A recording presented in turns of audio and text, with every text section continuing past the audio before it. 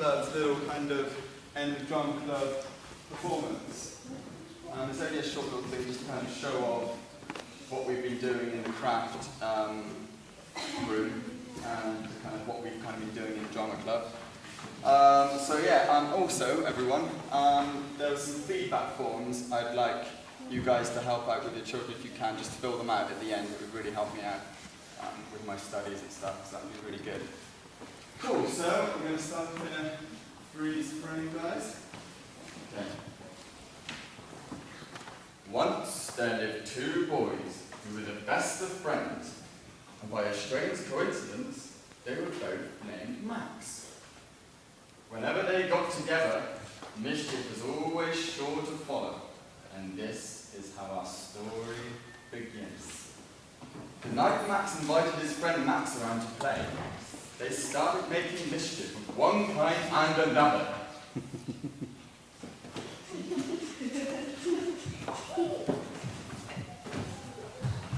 They were being so loud and noisy,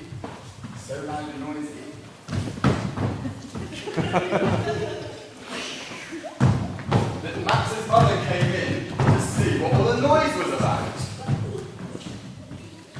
Wild thing, go to your room, and Max, I think it's time you went home. Oh. I'll eat you up! Max said as he ran to his room. That night, in Max's room, where he played with his friend Max, a forest grew. A forest grew. A forest grew! It did. And grew, and grew, Behind you. and grew. And it kept on growing.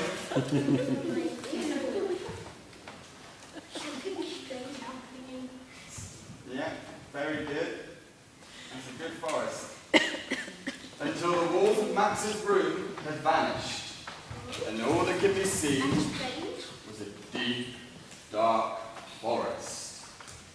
The boys could hear all the animals of the forest.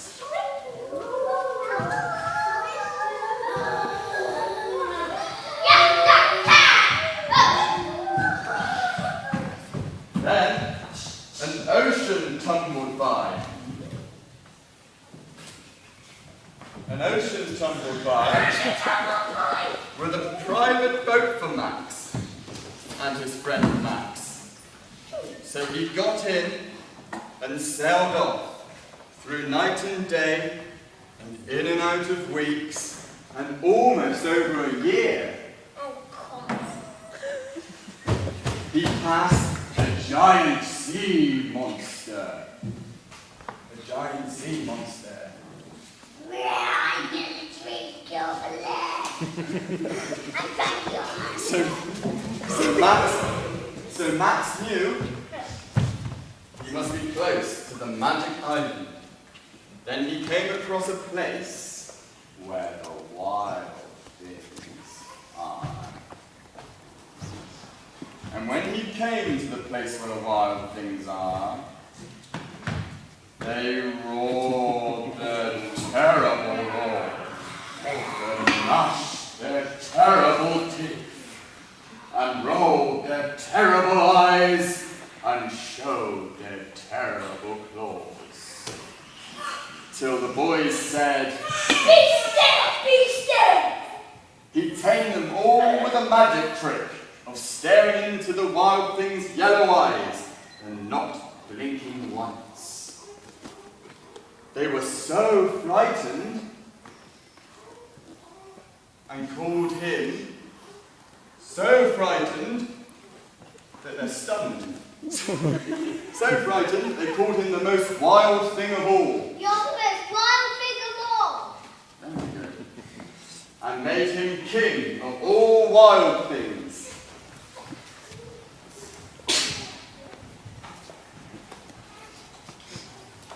The two smaller monsters got their monster masks to crown them king.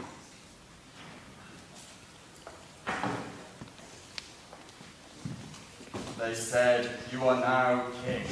You are now king. You are now king. Hip, hip, hooray, they all said. Hooray! And now, cried the boys, Let the world number start! "Hooray!" And they all danced. I should really stop doing that. It's really embarrassing. Oh no, anything goes in this wild rumpus. Oh yeah, very good. But then they cried, Stop! Stop!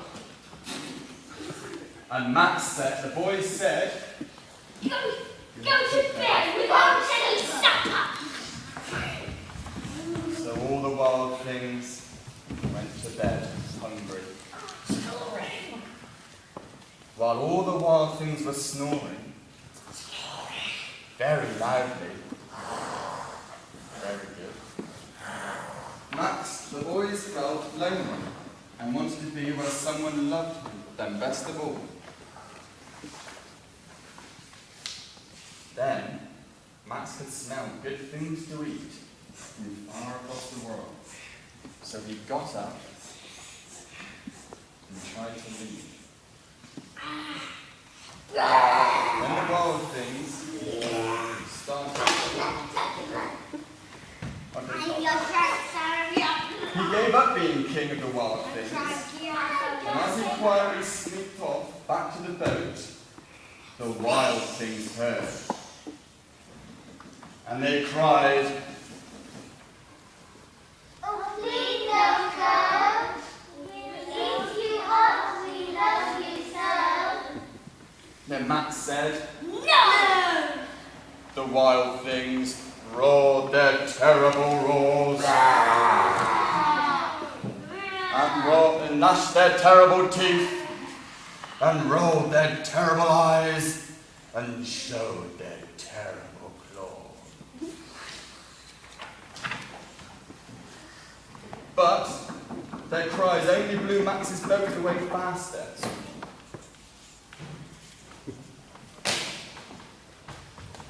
Away faster. And then the forest started to disappear. And in no time at all, he sailed back into the night of his very own brood, where he found his supper waiting for him and his friend.